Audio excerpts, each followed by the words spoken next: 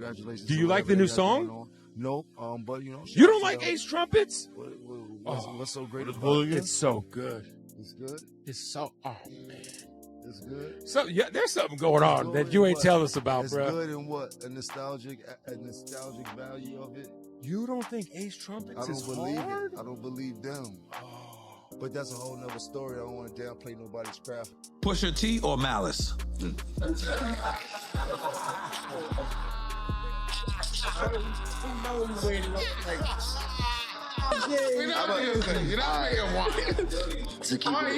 To keep it a buck, I'm gonna go with Pusha T, so we're not gonna drink to them. Jim Jones really woke up and hit the self-destruct button.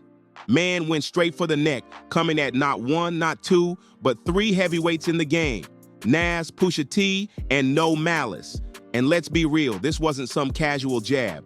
It was a full-on reckless swing at legends, and now it's blowing up in his face. Instead of gaining clout, Jim's learning quick. You don't test legends like that unless you're ready to get cooked. What he thought was just a little opinion turned out to be the trigger for one of the coldest comebacks hip-hop has seen in a minute. The internet lit up, the culture took notice, and suddenly folks started whispering, my son can't tell you one Nas record. You heard? Like, let's keep it a buck here. Did Jim just reunite the Clipse by accident? Yep, it all started when he threw shade at Nas, straight up claiming he wasn't relevant anymore. That one line, it turned into a wildfire. Diss tracks started flying left and right, and they hit hard, all the way to the front row of Paris Fashion Week. Picture it, Pharrell, Beyonce, and Jay-Z sitting front and center, while this lyrical war brews like a fashion-forward showdown. But wait, here's the real kicker. Jim once said, Pusha T's music never meant anything to him. Cold, right? But now, he's looking like a whole plot twist in the Clipse comeback story. Harlem's Own might have just played himself into history without even realizing it. Jim came straight for Nas's entire legacy. No filter, no finesse, just full-blown disrespect. He dragged Nas's name through the mud, claiming his career was so forgettable, the next generation wouldn't even care. And believe it or not, that wasn't even the wildest thing Jim said that week. He didn't stop at one mic drop. He went on a full-blown smear tour. He's never been talked about like this ever in his life. Now, has Nas reached out to you? You did. The last time he was in some this where people were comparing is when him and Jay was beating on him. You heard? You did? Like, that, and I don't want to talk about other people's career, but let's just get to the semantics of it. Since the whole Nas. Okay. This man turned his opinion into a campaign, laughing, repeating it, doubling down like he was trying to go viral off pure hate. The Breakfast Club, he said it. Bag Fuel with Shannon Sharp, he said it again. Street interviews, live streams, same energy, same disrespect. Jim made it a mission. Then came the, I was just being honest as a fan excuse. But don't get it twisted. Right after playing the humble card, he lit it up again on Bag Fuel. This time, he claimed he's the reason Nas is even trending. Like what? According to Jim, folks weren't talking about Nas since Ether.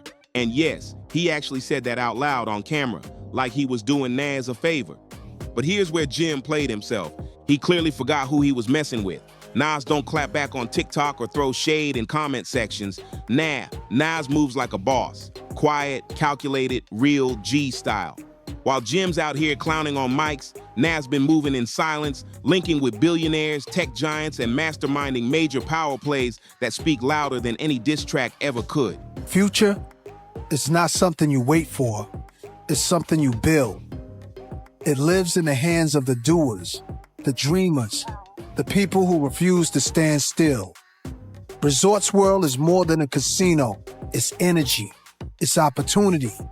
It's hope for the borough. A second chance for some, a first step for many. It's where community gathers. Jim's out here playing checkers, and Nas, he's playing chess on a rooftop with moguls. While Jim was busy chasing clout and starting fake drama, Nas was out here playing a whole different game. Quietly, methodically, strategically, Nas started laying the foundation for what might be the biggest cultural power move Queens has ever seen. Oh, my dog, you're not in my top 50. You might be in Charlemagne's top 50 and things like that, but top 50. you haven't done that much for me in my life. Like, I didn't never want to be like Pusha. I never had a Pusha moment in my life. I never thought. Like, you sing along the 5 Pusha T records right now. His records. Yes. His records? Yeah. Name I love Pusha. Nostalgia. Oh, you was a Pusha T fan. You know, you know. I didn't know he had fans like that. Can you name 5 Pusha T records? No, his records. See, but no, can you? No, can you rap to 5 Pusha? And he didn't have to name names, throw shade, or drop a diss. Nope, he jumped on Instagram and casually flexed a $5 billion casino development in Queens. No caption drama, no messy quotes, just a cold, calculated power play. That wasn't just business, it was a silent mic drop, a move that screamed, I'm too rich to argue with you. But Jim, he didn't take the hint. Instead of chilling, he kept pouring gas on the fire. And this time, he came for Pusha T, claiming Push wasn't even in the top 50. Top 50? Yeah, Jim really said that like it was facts. But what Jim clearly didn't realize, No Malice was tuned in too. And now the streets are buzzing. Did Jim's reckless mouth just bring Clipse back together? Because here's the thing, Clipse had been quiet for nearly 15 years. They weren't on the radar, they weren't in the headlines. But then came the twist. Way before Jim started talking crazy, Pusha T had already dropped a subtle warning in Rolling Stone. No loud threats, no drama, just a calm but clear signal that something was cooking. Some noise for the Clipse. Mr. Genesis. Now hold on. DC, make some noise for the Clipse, y'all. Now it looks like Jim's disrespect wasn't just loud, it might have accidentally sparked a full-blown comeback. And if Clipse really steps back in, it's not just a rap beef anymore, it's a legacy reset. Pusha T had been trying to pull his brother back into the game for a minute. He said it straight up. I'm like, yo, listen to what I just made. We can really do this. But No Malice? He kept brushing it off like it was nothing. Pusha even admitted, if I had it my way, it would be the Clipse. It's really up to my brother. And now, Jim Jones might have handed them the perfect reason to reunite. The whispers started back in 2022 when Clipse hit the stage together at Pharrell's Something in the Water Festival in Virginia Beach. Folks were hyped, but they weren't sure if it was a one-time thing or something bigger. But then came the next clue. At Chicago's Hyde Park Summer Fest, Clipse tore through bangers from Lord Willin' and Hell Hath No Fury. And this time, No Malice looked sharp, locked in like he was ready to step all the way back in the ring. But what happened next? That's when things got real. The brothers popped up in Paris, casually walking the Louis Vuitton runway with Pharrell, who had just been named the new creative director for LV's men's line. Sitting front row, Jay-Z and Beyonce, watching every move. Then out of nowhere, a brand new Clipse track started blasting through the venue. The beat was hard, the lyrics straight surgical. There was no confusion about who it was aimed at. Jim Jones. Pusha wasn't playing. He stared right down the lens like he was looking straight through Jim. Every bar hit like a warning shot. Where he stands in this interview for Complex. I would say he's the greatest of all times. The relevancy that he keeps showing year after year, hit after hit, record after record. Any record that he has put out has seemed to go multiple platinum. Like that's never has happened before in this history. I mean, there's a few other people that do astronomical numbers like that, but he really in it. But this wasn't just a diss track. It was a moment. It was raw. It was couture level beef. And it premiered right at Paris Fashion Week in front of every major power player in the industry. And the mastermind behind that rollout, Pharrell. Now fans are connecting the dots, and it's looking like Jim didn't just start drama. He lit the fuse on a Clipse takeover. Was this Pharrell's way of firing back? A silent, icy chest move from deep inside Louis Vuitton HQ after years of side eyes and slick talk from Jim? Oh, it's very possible, especially when you line up the timing. Jim had been out here loud, calling Drake the GOAT in interviews like it was gospel. No hesitation, no nuance. And everybody knew what that meant. He was picking sides in Pusha T's longest running war. He even doubled down in that viral Complex interview, making it crystal clear who he was riding for. And trust, the whole industry was watching. Then boom, Clipse came back. No rollout, no press run, no warning. Just a surprise diss track dropped at Paris Fashion Week on one of the biggest fashion stages in the world. A move so bold it didn't just trend, it shifted the energy in the culture. and partying and do it up. And I literally tried to sear my conscience, like forget it. So when people say you found God, I did not find God. I was trying to party with the devil. Trust me, I was trying to go hard.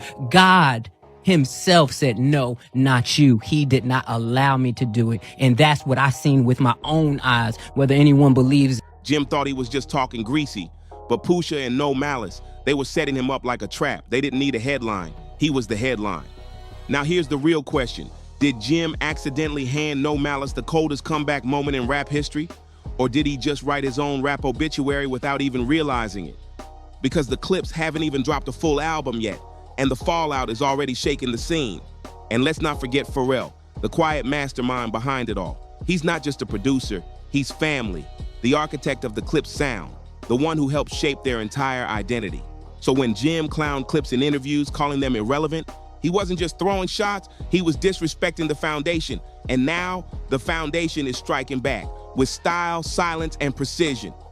Jim didn't just take shots at Pusha, he straight up mocked Clipse's entire legacy. And that's what made this whole situation hit different. Nobody, and we mean nobody, expected No Malice to clap back after over a decade in silence. He was the calm one, the older brother who walked away from rap, embraced faith, and chose peace. Meanwhile, Pusha stayed knee-deep in the game, dropping bars and stacking bodies on wax. And No Malice, he made it clear he had no interest in coming back, until now. So when No Malice's voice suddenly came through the speakers at that Louis Vuitton show in Paris, it didn't just raise eyebrows, it sent chills down spines. And let's break it down. This wasn't some throwaway verse. No Malice came with intent. The line, bird talk, we all parrots. They say, you know, Jim, I wasn't talking about you. I mean, and I would be hurt. That would be heartbroken. I would be so upset. You heard?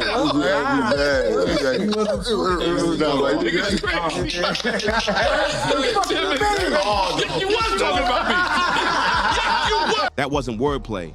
That was a direct diss, straight at Jim's whole Bird Gang brand. His squad, his identity, everything, and it didn't stop there.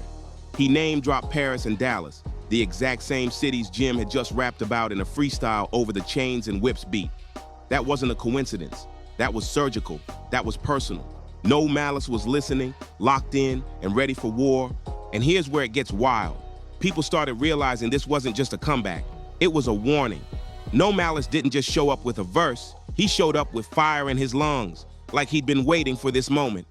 What started as Jim trolling turned into an invitation to his own takedown. And No Malice, he didn't hesitate. He didn't flinch. He came back like a ghost from the past. Cold, focused, and deadly with the pen. Jim thought he was being slick, posted a little clip of himself laughing at Pusha's verse from the Paris show, trying to play it cool like it didn't faze him. But then he hit Drink Champs, and that's where everything started cracking. Soon as NORE brought up the Clipse diss, Jim's whole vibe shifted. He dropped the act. The tough guy energy, gone. He slipped, and he slipped bad. Right there on camera, you could see it. He felt that verse. No matter how hard he tried to laugh it off, the hit landed. That was the moment folks realized it wasn't just bars, it was personal. And the pressure, it was building behind the scenes. So what did Jim do? He ran straight to the booth, fired back with his Chains and Whips freestyle, over the exact same beat Clipse used to body him, a clear shot back, but it felt more like panic than power. Then came the BT Awards bootleg moment. Kev pulled Jim aside for a quick one-on-one. And like always, Jim tried to play the I'm not pressed role. But when Kev brought up Clipse's new joint Chains and Trumpets, Jim dropped the mask, no filter, no pause. Kev hit him with a simple, congrats, do you like the new song? And Jim, he snapped, brushed it off like it was nothing, called the bars mid, claimed they were just riding nostalgia, but the more he talked, the more he spiraled, right there in front of the camera. Because here's the truth. What do you really do when the people you dissed come back harder, sharper, and suddenly bigger than you? Jim played himself into a comeback arc, but not his own. At this point, Jim had two choices, humble himself or double down. And guess what? He grabbed another shovel and kept digging like the hole wasn't already deep enough. Just when folks thought he couldn't take it further, he popped back up on Nightcap with Shannon Sharp and went off. This time, he said something that left the whole internet in disbelief. He claimed Nas was never really influential. Yep, he said that. According to Jim, Nas always came in second place, behind Jay-Z and DMX, like this man really tried to rewrite history on camera. And then he hit everyone with this wild take with a dead serious face. That's like saying Jordan fell off after Space Jam. What? Make it make sense. It was delusional. But while Jim was still out here chasing clout, tossing shade, and talking slick, Clipse was quietly putting the final pieces together on something way bigger.